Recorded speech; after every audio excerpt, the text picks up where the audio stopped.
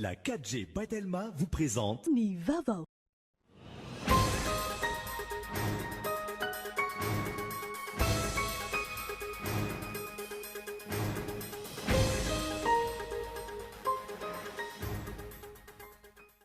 Ny fahaiza-manao sy fitiavan-tanindrazana no isan'ny teboka goavana nandraisana ireo mpikamban'ny gouvernemanta vaovao. Hitohatra ny araka izany ny fanaovana tombana azy ireo ho ny praiministra lehiben'ny gouvernemanta androany.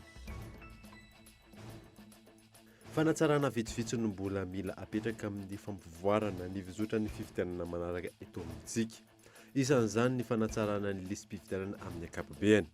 Izany no isan'ny votra tamin'ny atrikasa izay nanaovana jery-todika tetsy Antaninarenina.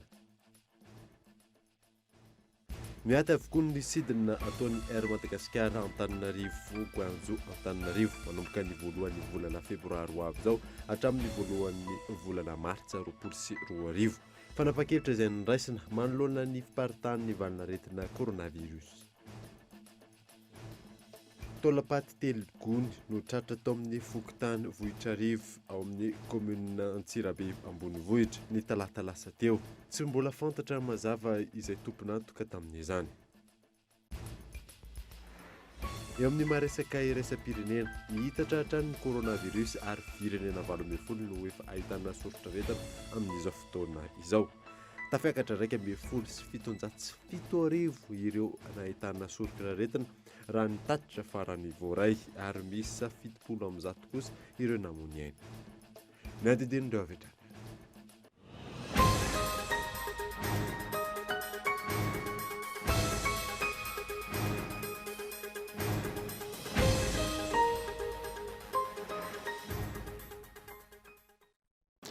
Finaritra tompoko lasy tompoko vavy fotoana vaovao eto amin'ny Koltivika manasanao ary anaraka izany hatramin'ny farany. Nanomboantsika ny vaovao ny fahaiza-manao sy ny fitiavan-tanindrazana no isan'ny teboka goavana nandraisana ireo mpikambana ny gouvernemanta vaovao. Hitohy hatrany araka izany ny fanaovana tombana azy ireo ho ny praiministra lehiben'ny gouvernemanta tamin'ity androany ity. Yves Richard. Nanaraka ny fifanarahana napetraky ny filohan'ny repoblika na ny kontra-programa ny fanindrin'ireo mpikambana gouvernemanta vaovao omaly ankoatra ny fandrefesana ny zava-bita. Isan'ny teboka roa nijerena ny fahaiza-manao sy ny fitiavan-tanindrazana indrindra ho an'ireo minisitra vaovao. Ankoatra ny fanatanterahana ny politika kabe ny fanjakana araka ny vinany filohan'ny repoblika. Andraikitra maika ankinina azy ireo ny fiarah-mientana amin'ny fifehezana ny fampiakarana ny vidin'entana tsy ara-dalàna taorian'ny fahavoazana ny atra tamin'ny Madagasikara. Tsy rariny tokoa raha ohatra ka ny fanararaotana no be dia be amin'izao fotoana izao. Tsy maintsy misy fandraisana andraikitra aingana amin'ny ministera rehetrarehetra mba ahafahantsika mifehy ny vidin'entana. Ny zavatra faharoa dia famerenana any ireo fodrafitrasa simba. Satria matetika ny mahatonga ny vidin'entana miakatra noho ny fodrafitrasa simba. Ohatra ny pont izay tapaka, ohatra ny lalana izay tapaka. Miezaka zao ny gouvernemanta mamerina aingana dia aingana ireo lalana ireo. Izay no mahatonga antsika amin'ny route nationale 4 makana Mahajanga dia efa mamerina ny lalana antsika amin'izao fotoana izao. Ny any route nationale 44 efa misotra ny route nationale 44, androany ihany misotra koa ny route nationale 3A. Manokatra antsika tsikelikely ny makany amin'ny route nationale numéro 6 makany Antsiranana dia ao anatin'ny fotoana fotsy tsy maintsy vahana ny olana. Mila miasa aingana araka ny hafainganam-pandeha andrasan'ny filohan'ny repoblika amin'ny fanatanterahana ny velirano ho an'ny fampandrosoana ny Madagasikara ihany koa. Ankoatr'izay ireo minisitra mandravitra ny gouvernemanta. Mipetraka hatrany ny kontra-programa ho azy ireo. Hitoy araka izany ny fanaovana tombana ny minisitra tsirairay araka ny zava-bita raha ny fanazavana hatrany. Voalazan'ny filohan'ny repoblika omaly dia ny fomba fiasa eto amin'ny tany sy fanjakana ataoko fa efa manomboka azonareo le izy. Tsy misy zany lehiben'ny gouvernemanta na ministre zany tsy maty manonta zany ary tsy misy zany quota politique zany natao. Ny zavatra natao dia io ny contrat-programme ary nomena contrat-programme daholo zany ny ministre rehetrarehetra na teo aloha na ny vaovao ary napetraka kio ny fahaiza-miaina ao anatin'ny famendrena ao takina aminy ny code d'éthique sy ny code de bonne conduite dia ao anatin'ny ray taona araka voalazan'ny filohan'ny repoblika no ahafahantsika manao jerikina tsy mitombana mikasika ny ezaka izay natao. Namafisin'ny Prime Ministra lehibe ny governemanta fa tsy misy toerana ho an'izay tsy afaka ny ara-entana amin'ny fampandrosoana ny firenena anatin'ny governemanta vaovao. Maika ny asa ary tsy maintsy hafainganina araka ny hafainganam-pandeha andrasan'ny filohan'ny repoblika ho an'ny fampandrosoana ny firenena. Mila mandray ny andraikiny avy hatrany ireo mpikambana rehetra mandrafitra ny gouvernemanta izay tarihan'ny Prime Ministra Tsay Christian izay rafidinina ny tatitra ny filan-kevitry ministra Omaly Kaitao Andratsilavo. Napetraka sy nampahafantarina ireo ministra vao nandray ny asany ny politika ankapobeny ny fitondram-panjakana sy ny fomba fiasa eo anivon'ny gouvernemanta izay nanamafisa ny filoham-pirenena ny tanjona napetrany ao anaty UEM. Mila risy-po vaovao sy fandaminana vaovao isika isiny ny fahombiazana tsara kokoa ary isy fiantraikany mivantana sy mivaingana ny amin'ny vahoaka malagasy ny asan'ny fitondram-panjakana hoy ny filoha. Tsarovy fa didy lehibe ny miandry antsika rehetra amin'ny fanavotana ny Madagasikara ao anaty fitiavan-tanindrazana izay filamatra mitondra ao amin'ny fandrosoana. Ilaina ny fifanomezan-tanana sy ny firaisan-kina ary ny fikatsahana ny fampandrosoana ny Madagasikara mba hamiratra ka ilaina ny fifandrombona ny mpikambana rehetra ao anaty governemanta. Ny fifanaraha-piarah-miasa izay efa ny fanatrehana no hitsarana anareo mpikambana atao anatin'ny governemanta ary isy foana ny tombanezaka atao amin'ireo ministra rehetra mpikambana ao anaty governemanta. Ny famerenana ny fatokisany vahoaka ny fitsarana tsy mitanila lavitry ny kolikoly, ny fampiakarana ny tany ankizy miditra ny tsekoly ary ny ampiakatra ny tahapahalalany ankizy mba tsy halandaharana izy ireo, ny fampiakarana ny tahapahalalany mpampianatra FRAM, fanamafisana sy fandrindrana ny fampianarana arak'asa sy ny filan'ny tsenan'ny asa. Tokony hatomboka avokoa ireo barazy hidrolika rehetra. Tokony voazara ara-potoana ny karaman'ireo mpampianatra sy ny vatsim-pianarana n'ireo mpianatra. Mila ampiakarana ny farapahaizana ny mpianatra eo anivon'ny université. Mila atao ny fanamboarana sy ny fanatanterana ireo université manerana ny faritra araka ny efa napetraka. Mila rindra ny olana sy ny fiainan'ny mpampianatra sy ny mpianatra eny amin'ny université. Matoa natao mitokana ny ministra lefitra misahana ny fanonerana ny tanàna vaovao sy ny toeram-poninana dia ilaina ny fanafainganana sy ny fandrindrana ny asa ho aingana kokoa ary mila vokatra mivaingana hoy ny teny napetraky ny filoha. Ilaina ny fandrindrana ny hopitaly sy ny fandraisana an-tanana ireo marary ho mendrika ny toeram-pitsaboana handraisana ny marary ary ho aingana sy manara-penitra ny fandraisana an-tanana sy ny fikarakarana ireo marary. Nametrapetraka ny dinika sy ny fandarana asa rehetra andrasana amin'ireo ministra rehetra ny filoham-pirenena sy ny Prime Ministra. Mila petraka sy hamafisina ny fanaraha-masony sistana manoloana ny fianaka ny valinaretana avy any Chine ary hanamafy izany ny ministeran'ny fahasalamana sy ny ministeran'ny fitaterana androany manerana ireo seranana rehetra na serana tsambo na serana mpiara-manidina. Atomboka androany ihany koa ary faranana Rampitso-Zoma ny famindram-pahefana amin'ireo ministra teo aloha sy ireo vao niditra ary mila mandray andraikitra avy hatrany ireo ministra rehetra mandrafitra ny governemanta tarihin'ny Prime Ministra Christian Tsay. Niroso tamin'ny famindram-pahefana avy hatrany ireo ministra voakasika tao aorian'ny fanambarana ireo mpikambana ny gouvernemanta vaovao Omaly. Isany nanatanteraka izany teo anivon'ny ministeran'ny raham-bahiny, ny ministeran'ny rano ary ny ministeran'ny tontolo iainana. Fanadina.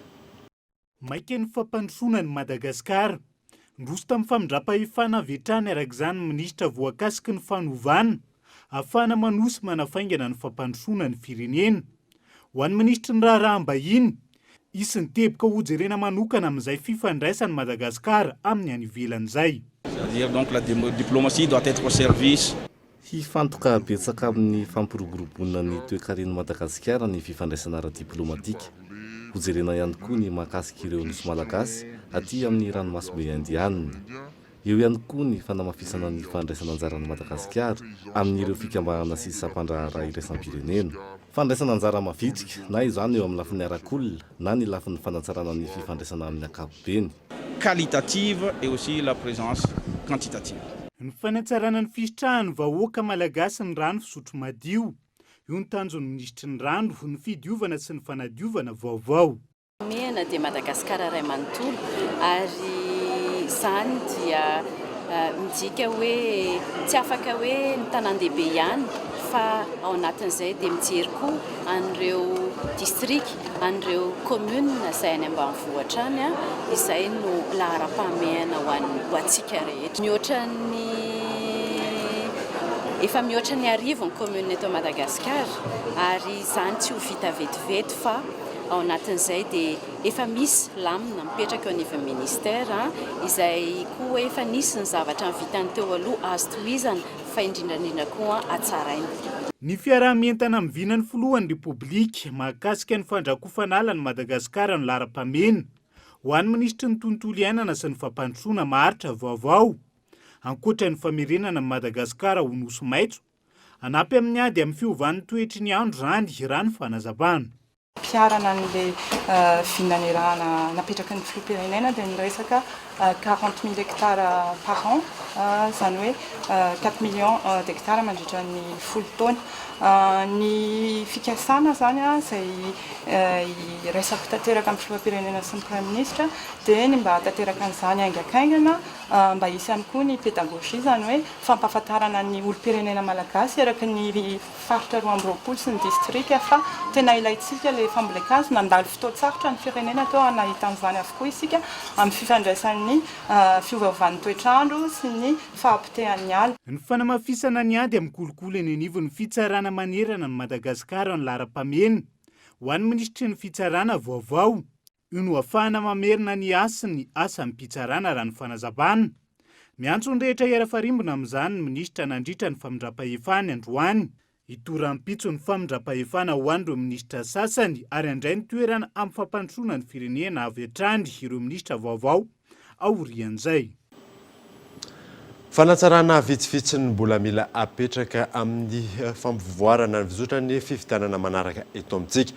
Isan'izany ny fanatsarana ny lisam-pifidianana amin'ny ankapobeny izay no isan'ny nivoatra tamin'ny atrikasa izay nanaovana jeritodika tetsy Antaninarenina. Michel Arnardo. Fangarahan'ny fifidianana valim-pifidianana eken'ny rehetra fahalovan'ny tena ny rafitra mpikarakara fifidianana tepika isan'ny miverina matetika rehefa misy fifidianana eto Madagasikara.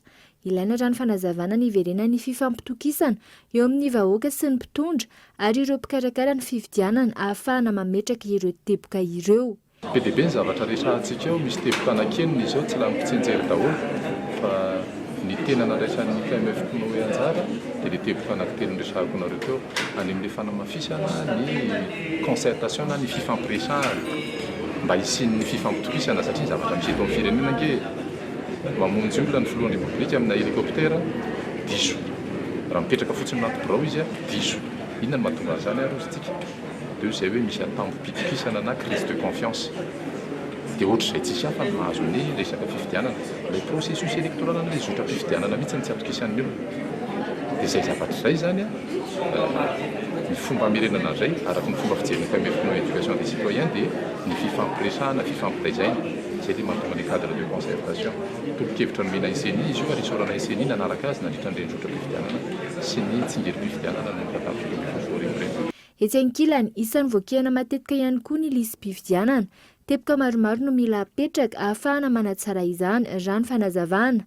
Mila fanatsarana be da be zany lisam-pifidianana zany ary hita teto fa hoe ny système mihitsy no mila miova zany satria raha ohatra ka mbola io le traitement alphanumérique io foana zany no anovantsika ny lisam-pifidianana eto Madagasikara dia tsy dia androso loatra zany ny fahamarinana sy ny fahitsiana zany lisam-pifidianana zany fa tena mila se transposer mankany amin'ny système mafitsika resaka numérisation ve resaka biométrie ve no andehanantsika mba ahafahantsika manatsara kokoa zany lisam-pifidianana zany. Ny farana androany ny atrikasa na ahafahana nanao jeritodika ny fomba ny tantanana ny zotra-pifidianana rehetra teto Madagasikara.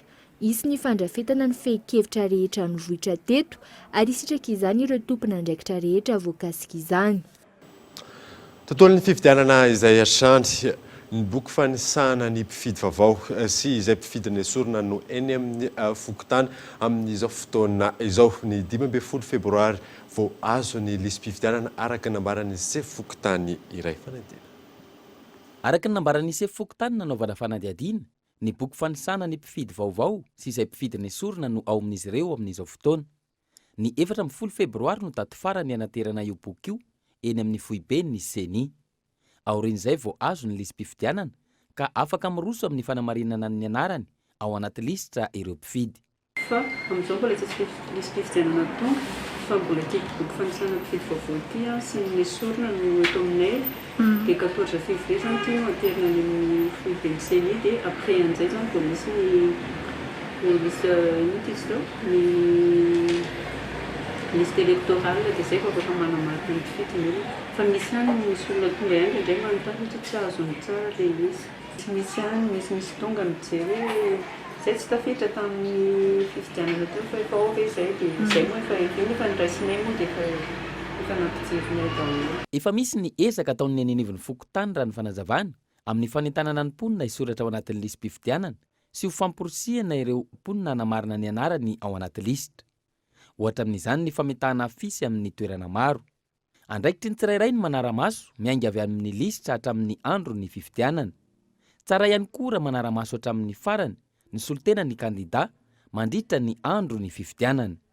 Solotena manara-maso ny zay mitranga eo amin'ny mpifidianana le kandida dia eo no hoe nisy lesoka na tsy lesoka ny antsika mako tamy dia miakatra amin'ny radio télé amin'ny gazety hoe nosoka tele ianao tsy nanana olona atao amin'ilay zécour dia ahoana moa nafahanao miteny izany dia zay foana le olana satria ho an'ny fitsarana avy nalampanorenana dia le PV no manakery mandraka misy manapirofo hoe tsy ono almpifidianana dia zay zany ny ilana le délégué manatrika ny andro zany mba tsy afaka manaonao foana le zay ao anaty mpifidianana raha sanatria misy ny tsy mety dia soratana ao anaty PV ho an'izay délégué ny soratana anaty PV nge niraisina dia tsy mila hoe fitorinana inona fa tamy dia jereny. Ho fisorohana ny disadisa sy korotana mialoha na mandritra na aorian'ny fifidianana no mahazava-dehibe ny fandraisana andraikitra avy amin'ny isam-batan'olona raha manodidina ny fifidianana no resahana. Io ihany koa ny fanajana ny zony tsirairay amita ny adidiny ary hifidy araka ny safidiny ankalalahana. Miato avokoa ny sidina ataon'ny Air Madagascar Antananarivo Guanzo Antananarivo manomboka ny voalohan'ny volana febroary izao ka hatramin'ny voalohan'ny volana martsa 2024 ho an'ny Air Austral hiato manomboka amin'ny fahavalon'ny volana febroary izany. Fanapa-kevitra izay niraisana manoloana ny fiparitany valanaretana coronavirus. Miantarandriana. Kampani pitaterana roa no nanapa-kevitra ny ampiato ny sidina makany Chine manoloana ny fiparihan'ny valanaretina coronavirus. Ho an'ny Air Austral, tsisy ny sidina makany Chine manomboka ny valon'ny volana febroary ka hatramin'ny voalohan'ny volana martsa. Namoaka fanambarana ihany koa ny Air Madagascar androany fa foanana sy ato ny sidina Antananarivo Guanzo Antananarivo manomboka ny voalohan'ny volana febroary zao ka hatramin'ny voalohan'ny volana martsa 2024. Manoloana io, misy ny lamina ho an'ireo efa nahazo tapakila. Misy loto maromaro efa ny kampania reny zany ho an'io izay efa manana bizie d'avion efa nividiana melo izay prévu tokony andeha zany atoato. Io loto io lasa fa afaka manova daty tsy misy vola zany mariage par rapport au changement de vol.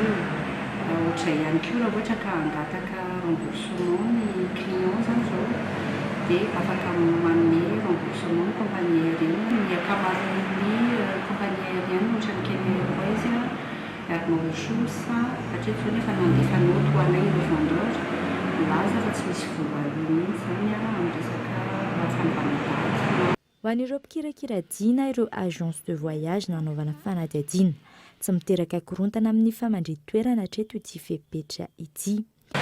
Hatreto izay efa andeha efa nampilazana melo zany hoe misy an'izay mesure zay raisin'ny compagnie aérienne dia anjara no mieritreritra hoe andeha na tsy andeha. Mois de janvier zany mazana tsy dia tena betsaka satria misy le nouvel chinois dia rehefa nouvel chinois tsy dia tena betsaka ny visiteur satria nazarasan'ny zareo presque mity daholo tsy nazaratra kamaroan'ny olona makany Chine tsy mampitoto business daholo. Any mois de février zao ohatra ny sasany vao mandeha satria akaentana ho amidy amin'ny avril amin'ny mandritry ny Pâques dia mandeha izy na février na mars arakaraky izay anaovan'ilay voyage. Ny volana janoary manodidina ny 100 ho an'ny agence de voyage iray ny mpandeha makany Chine isan-taona raha toka ny volana mialohan'ny fety tahaka ny volana febroary, martsa, novambra no betsaka mpandeha indrindra. Mbola tsy fantatra kilany raha io va manoloana ny mety fivoarany valanaretina coronavirus kosa ny fivoaran'izao fepetra niraisin'ireo kompania pitateran'izao. raha ny antotanisa io atoandro io 707 ireo fantatra fa tratry ny aretina 710 ireo namono any tany Chine. Nidina ifotony tao mampikony faritra Sofia ny vadin'ny filohan'ny Repoblika Miala Rajoelina nitsidika sy nankahery ireo trabona niaraka tamin'ny tany antoerana ny solotena maharitry ny OMS sy ny UNICEF eto Madagasikara. Io zay. Firaisankina io no ambetindresaky ny vadin'ny filohan'ny Repoblika no sady filohan'ny fikambanana fity Ramatoa Miala Rajoelina nandritra ny fidinana ifotony ny tanterany niaraka tamin'ireo delegaciona niaraka taminy teto mampikony nitondra fanampiana ho an'ireo trabona. Ny fokotanina Tsangambato, commune Ambohitoky, distrika ny Mampikony no nanomboa ny delegaciona ny fitsidiana. Avy eo ny tao amin'ny tranom-pokon'olona. Tonga eto izahay, tonga izara sakafo sy fanampiana ho anareo izay tratran'ny voina nandritra ny tokodrano lehibe ny Syria. Ny zavatra ho atolotrainareo androany dia sakafo masaka. Izany dia mandritra ny 10 andro.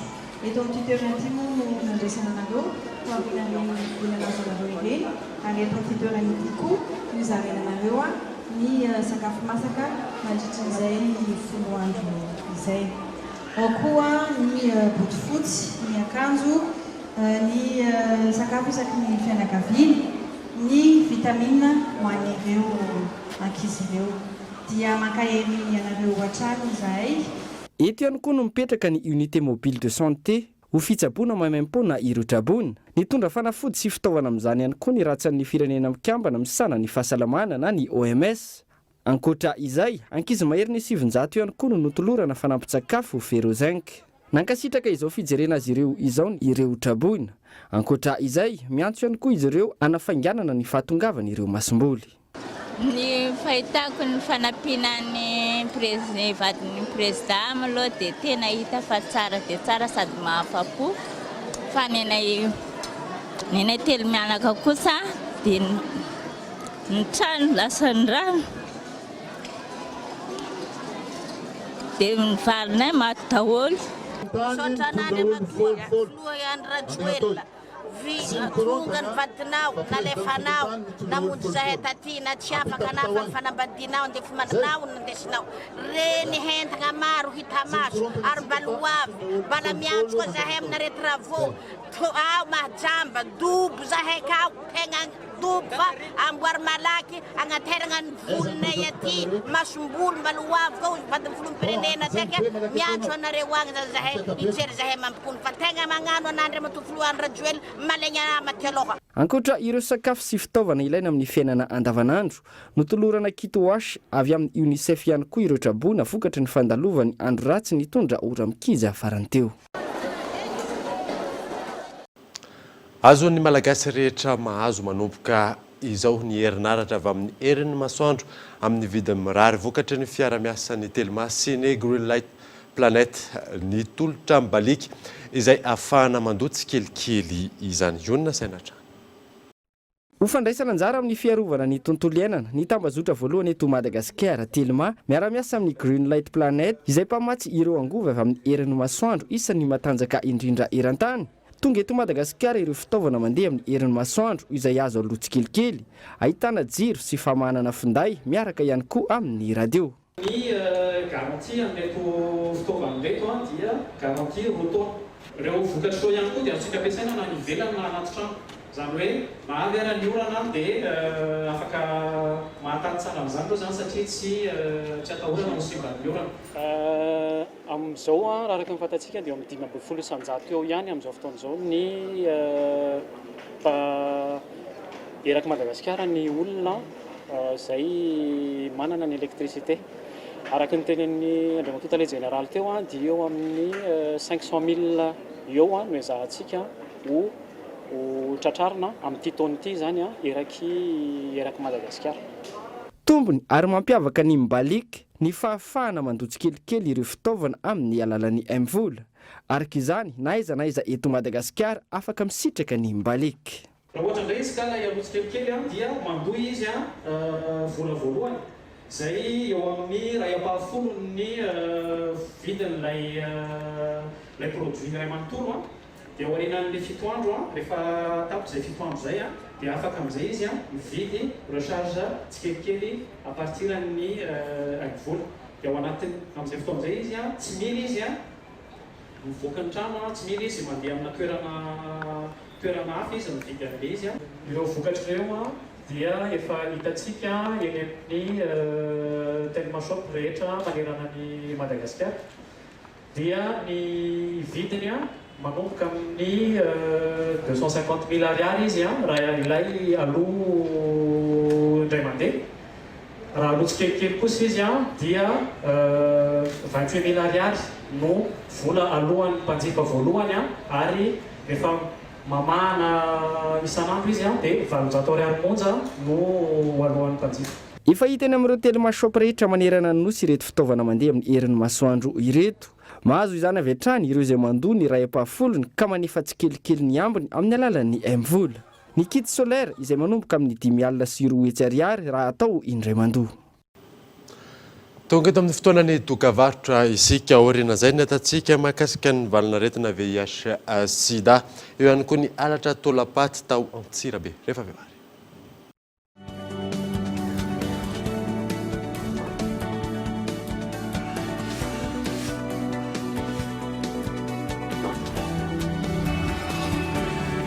Gouty manolotra anao? Gaufrette anankiray. Avy eo misy crème. Dia gaufrette iray indray. Mbola ampiana crème. Dia gaufrette iray farany mikarepy kely. Tsy misy mihoatra ny frigo any Gouty. Naiza naiza. Amin'ny fotoana rehetra. Mbola betsaka crème azy gaufrette coco hifonosana lehibe frigo ilay gaufrette tiako indrindra. Amin'ny vidiny 20 ariary sy 20 ariary. Gouty, tous les plaisirs de la vie. Je suis bien, mon argent est sécurisé. Je suis libre, tout mon argent est disponible immédiatement. Je gère mes comptes 24 heures sur 24, 7 jours sur 7. Je savoure la simplicité. Je profite de tout faire avec mon téléphone. J'ai du temps en plus pour les miens. J'adore chaque instant. Je suis gagnant sur tous les plans. Mvoul est tout bank. Bank to Mvoul. Tout mon argent disponible à tout moment, où que je sois pour toutes mes actions. Rendez-vous dans votre agence BNI BOA. Et maintenant, liez votre compte Mvoul à votre compte BMOI. Rendez-vous dans votre agence. Mvoul, simple, immédiat, sécurisé. Gouty manolotra anao? Gaufrette anankiray. Avy eo misy crème. Dia gaufrette iray indray. Mbola ampiana crème. Dia gaufrette iray farany mikarepy kely. Tsy misy mihoatra ny frigo any Gouty. Naiza naiza. Amin'ny fotoana rehetra. Mbola betsaka crème azy gaufrette coco hifonosana lehibe frigo ilay gaufrette tiako indrindra. Amin'ny vidiny 20 ariary sy 20 ariary. Gouty, tous les plaisirs de la vie.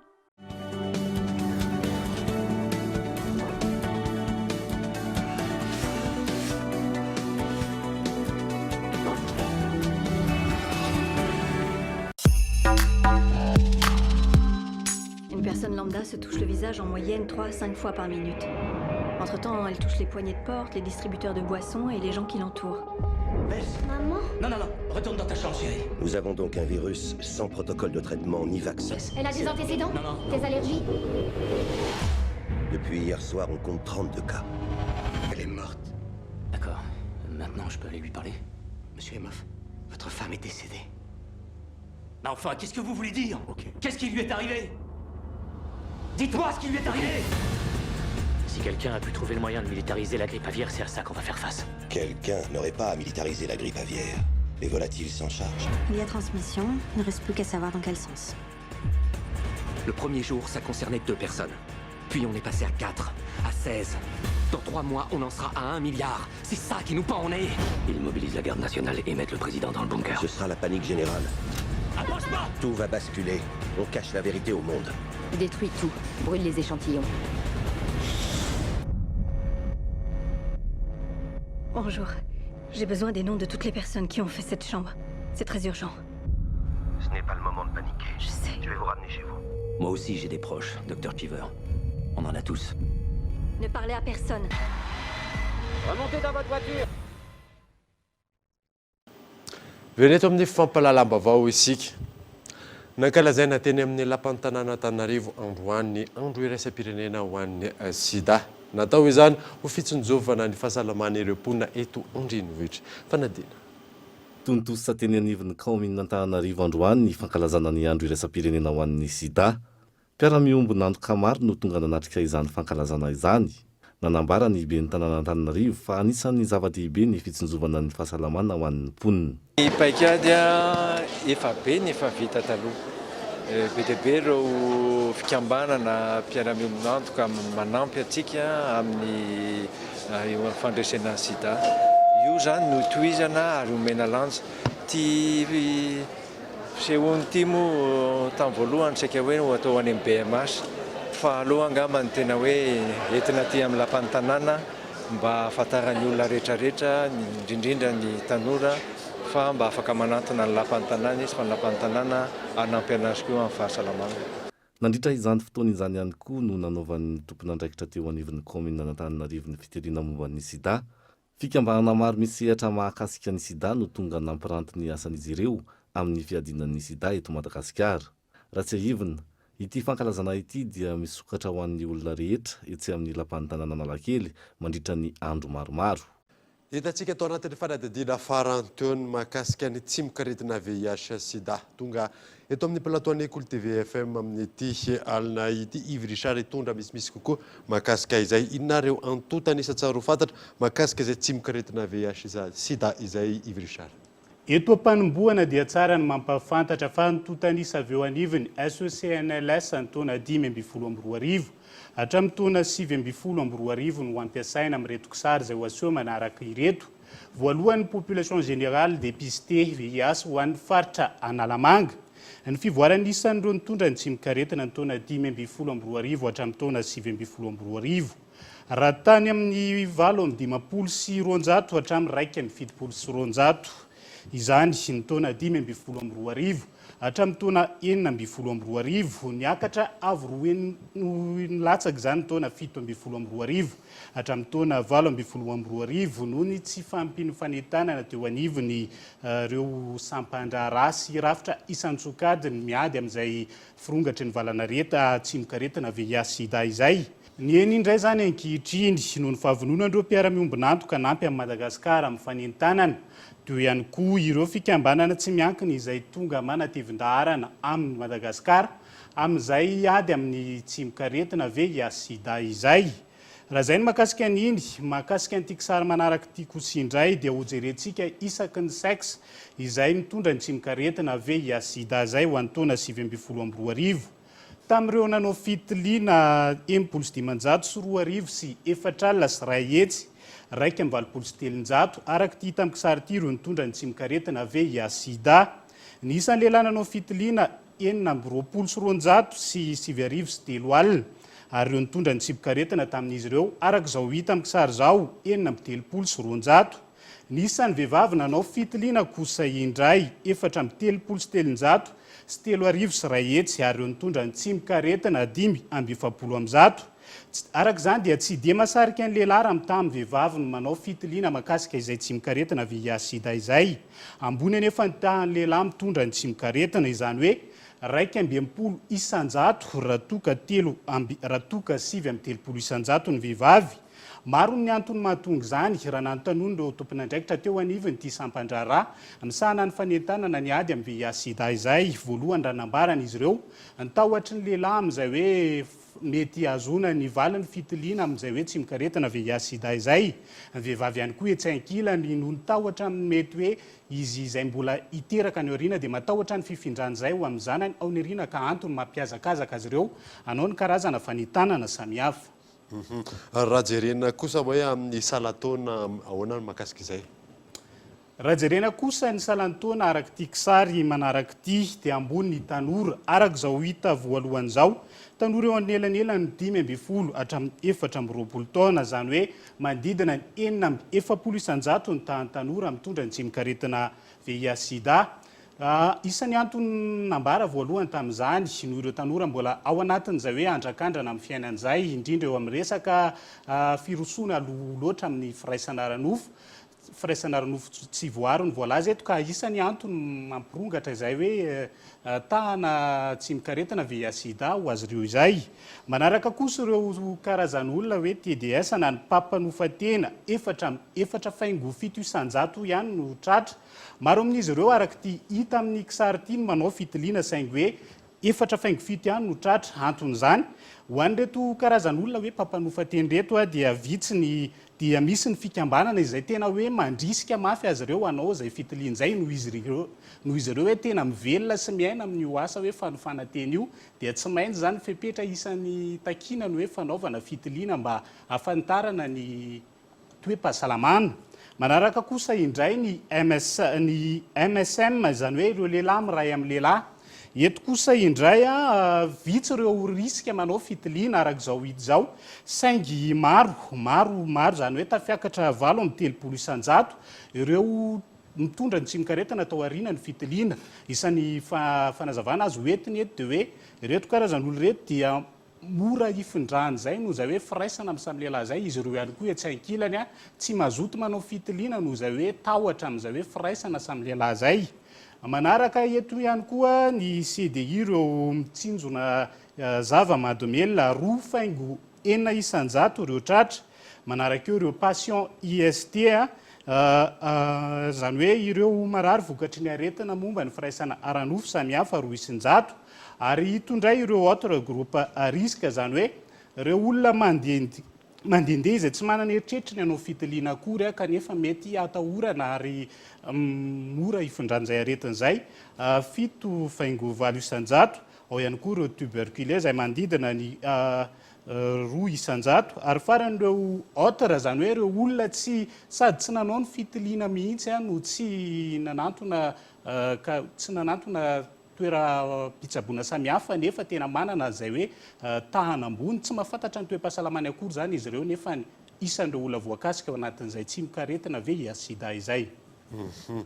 Ankasaranao iviresana antonareo antotanisa sy tsara ho fantatra amin'izay antotanisa mahakasika ny VIH/SIDA eto Madagasikara izay indrindra eto Analamanga. Zay ny amin'iny fanivoaka ny paikady ho fanatsarana ny fifehezana ny faridranomasina sy ny fisian'ny jony tsy ara-dalàna eto Madagasikara izay iarahan'ny ministera tompona andraikitra sy ny FAO miainga amin'ny fanamafisana ny fanarahamaso ny faridranomasina izany. Miantarandriana miteraka faty ihany koa ny firenena ny firongatry ny fahatongavany sy tamin'ny tsy ara-dalàna isoroan'io. Misy ny paikady andraisy ny tompona andraikitra mivantana ny MAEP sy ireo mpisehatra ny mpiara-mioninantoka nivoaka tao aorian'ny atrikasa ny toto-tsaina tao anatin'ny 3 andro. Tsy maintsy miainga amin'ny fanamafisana ny fanaraha-maso raha ny fanazavana ny fepetra raisina. Raha eto Madagasikara zany ny fanarahana eo amin'ny resaka INN io dia tsy nampidirina tsy mahazo miditra amport anankiray eto Madagasikara zany ny bateau de pêche manao ny activité io zany hoe tsy ekena mihitsy ary zay no any an-tanàna ny firenena rehetra isian'le fiaraha-miasa mba handroana tsy afaka handroana an'ireo sambo INN reo tsy ampidirina amin'ilay port mihitsy. Ohatra zao nahita antsika n'ilay ST50 ny malaza be tao tsy mitao izay sambo tsy nanara niova intelo ny anarana rehefa nanao investigation centre de surveillance de pêche dia natsapa fa io sambo io dia sambo anatin'ny listany INN dia nirefuleny Madagasikara io sambo tsy navela niditra teto amin'ny pôly Madagasikara mihitsy. Atin'ny faridranomasiny Madagasikara zany dia manana sambo lehibe tokoa tsika antsoina hoe Atsantsa 900 chevaux fois 2 zay misy miaramilany ao misy civiliny ao hiaro ny sisy-dranomasitsika. Tsika malagasy dia nanaiky na nanao soumis ny convention internationale kasika ny pour cette mesure zany na ny mesure du ressort de l'état du pôle moa amin'ny teny français fa ny amin'ny teny malagasy izy somary verikely ako dia ho fanatanterahana an'izay fanasoniavatsika an'io convention internationale zay dia mandray antsara feno zany Madagasikara amin'izay tsy fampidirana an'ireo sambo pijika ao amin'ny seranatsampony. Manana seranatsambo 5 izay voatondro zany Madagasikara dia Antsiranana, Tomasina, Eoala, Toliary ary Mahajanga. Fitaovana anankiray iadivana amin'ny sambo mangalatra zany ity convention anankiray ity. Araka izany isy ny fampitaovana entina manatanteraka io fanaraha-maso io. Tsy ahivina, manodidina ny 3.25 lavitrisa dolary isan-taona maneran-tany ny vola very amin'ny jony tsy ara-dalàna. Tsy mbola fantatra mazava kosa ny vola very raha ho an'i Madagasikara manokana hatreto. Nambaran'ireo tompon'andraikitra ankilany fa tsy vitan'ny androm-panjakana iray ihany ny ady manoloana ny jony tsy ara-dalàna sy ny fahatongavan'ny sambo tsy ara-dalàna io, fa tsy maintsy iarahamisalama ny androm-panjakana hafa sy ireo mpisehatra voakasika. Totosa androany tao amin'ny firaisana voalohan'ny famindram-pahefana teo amin'ny lefitra voalohan'ny voaka sy ny lefitra voalohan'ny hiditra rakotiny rina maminiaina. Teo ihany koa ny famindram-pahefana teo amin'ny lefitra faharoan'ny voaka sy ny lefitra faharoan'ny hiditra Randria Abelina Mahoby ho an'ny boriboritany voalohany komuna Antananarivo renivohitra. Tsy maintsy ataony ezaka sy fanatsarana ny fomba fiasa hanatratrarana ny tanjona izay napetraky ny ben'ny tanàna. Lafim-baovao hafa kosa indray taolapaty telogony no tratra tao amin'ny fokontany Vohitrarivo ao anatin'ny komuna Ambonivohitra Antsirabe ny talata lasa teo. Tsy mbola fantatra mazava izay tena tompon'antoka tamin'izany. KOLTV Antsirabe. Ny talata 24 volana janoary 2024 lasa teo tokony ho tamin'ny 7 arivo no nisy nahita tao amin'ny fokontany Vohitrarivo avaratry mandray komuna Ambonivohitra Antsirabe ny gony miisa 3 nisy taolapaty. Taolandava miisa 7.20 no tao anatin'ireto gony ireto izay nafenina tao anaty tatatra ka sendra nampiandromby andeha hodiny na atsikaritra azy io. Nampandre avy hatrany mitandro filaminana ny lehibe mpokotany tena toerana ka dia noentina ny azon'ny komisaria central teto Antsirabe izany avy eo. Ny mpiandromby anankiray izay nandroso omby hody no nahita ireo taolanareo izay nafenina tao tatatra ny totorona panga. Avy hatrany dia niasa ny fokon'olona io mpiandromby io tonga izay chef de fokotany nijery nanatitra ary namatatra ka tena marina fa dia taolandava taolapaty no hita teo. Avy hatrany ny tena anay dia niasa ny komisera taty amin'ny central tsy ela ny komisera sy ny polisy mpiara-miasa aminy dia tonga nanao ny fanadidena ary nitondra azy nakaty amin'ny polisy aty amin'ny central dia ireo rahantsika mahita ireo nataony anaty gony ny nasian'ireo taolana ireo ary ny ray dia feno ary ny anankiroa tapatapany. Hatramin'izao aloha ny zavatra hita dia mbola tsy misy manao fitarainana hoe vaky fasana hatramin'ny maly ka hatramin'izao. Tao aorian'ny fijerevana akaiky ireto taolana ireto izay nataon'ny sampandrarany BMH eo anivon'ny komuna Ambonivohitra Antsirabe dia fantatra fa taolandava avokoa izy ireto izay miisa 7.20. Tsy mbola fantatra mazava aloha hatreto izay tena tompon'antoka amin'izao trangy izao fa efa misokatra ny fanadihadiana ataon'ny mpitandro filaminana. Manentana ihany koa ny avy eo anivon'ny polisy pirenena fa tokony hampandre avy hatrany raha sendra mahita tranga mety mampiaya eny anivon'ny fiarahamonina. Amin'ny valy teo izahay teto anivon'ny komisaria central nahazo anso tamin'ny président fokotany fa misy taolapaty telogony zany napetrakolatra tanatina krihitrala teny amin'ny fokotany io. Tonga teny izay dia nahita an'ireo taolapaty ireo. Ny asany moa zany tsy tena hoe mbola mikonstate an'izay fa nentina taty amin'ny komisaria central izy ireo zany dia ny antony dokteran'ny BMH eo amin'ny komuna ben'ny Antsirabe zay ahafahana mikonstate an'izay hoe manao na momba an'ireo taolan'ireo zany dia 7.20 isan'ireo taolan'ireo ary taolan-dava-daoly. Hatreto ihany koa zany dia mbola tsy nahare filazana vaky fasana na fitoroana vaky fasana izay hita anivon'ny komuna ben'ny Antsirabe. Anao azy eritreretana zany hoe mety tany amin'ny toeran-kafa no nakanan'ireo taolan'ireo fa mivezivezy teny dia mety tsy hita intsony izay hividy anazy na asiana anazy dia nariana tanatin'io krihitrala io. Janona any Antsirabe isika totosa tao amin'ny renivohitra Vakinakaratra ny atrikasa fankakevitra no karakarain'ny Fédération Nantaranjan'ny baolina kitra malagasy sy ny ligin'ny baolina kitra ao Vakinakaratra.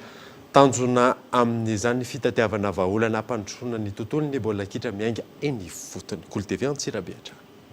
Totosa teto Antsirabe ny atrikasa fankakevitra izay nokarakarain'ny Fédération Nantaranjam-baolina kitra malagasy sy ny ligin'ny baolina kitra eto Vakinakaratra. Fankakevitra manokana izay enona ny etanetan'ireo mpisehatra eo amin'ity taranja ity. Tanjony izao fotoanandoparitra izao ny fijerevana akaiky ety fotony ny olana misy ary ny fitadiavam-bahaolana entina hampandrosoana ny tontolon'ny baolina kitra malagasy. Fifanazava-kevitra satria samy mety tsy mitovy ny fandraisana teo fandrosoana ny fampandrosoana ary ihany koa na mitovy ary ny hevitra mety nitetikady hoentinao amin'izany azontsika tanteraka hifanankalozan-kevitra amin'ny sehatra ohatrohatran'izao.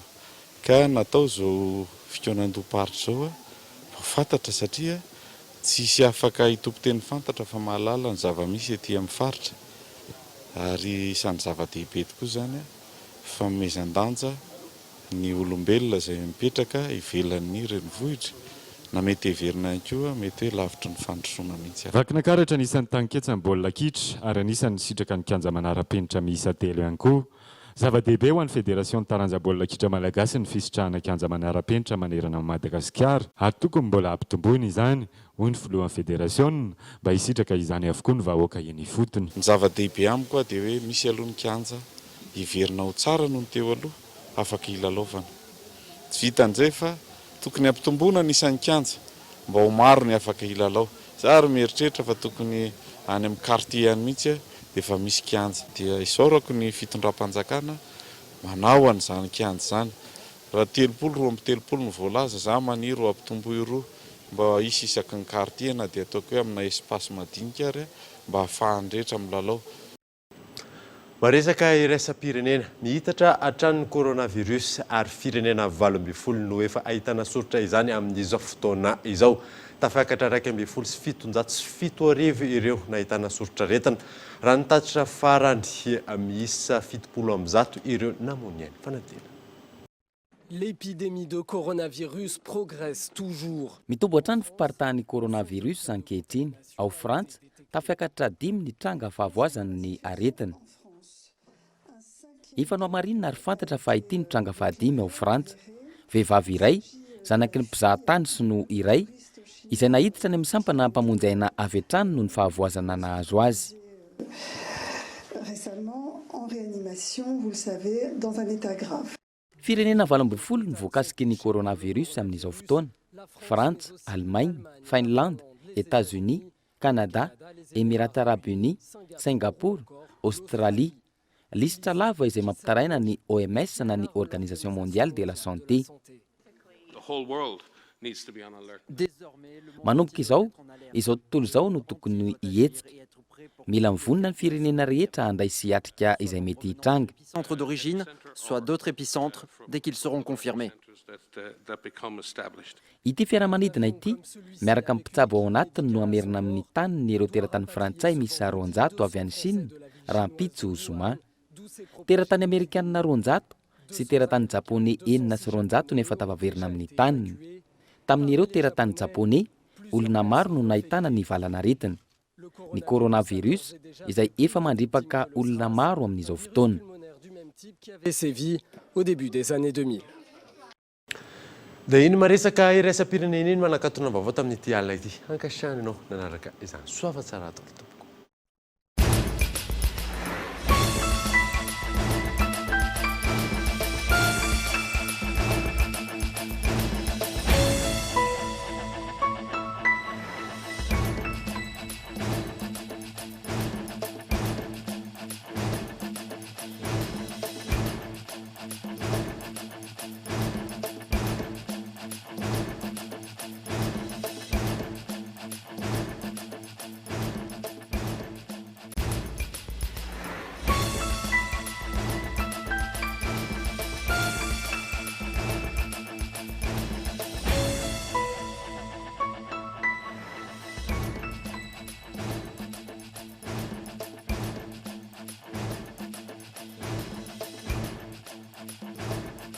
La 4G by Telma vous a présenté Ni Vavo.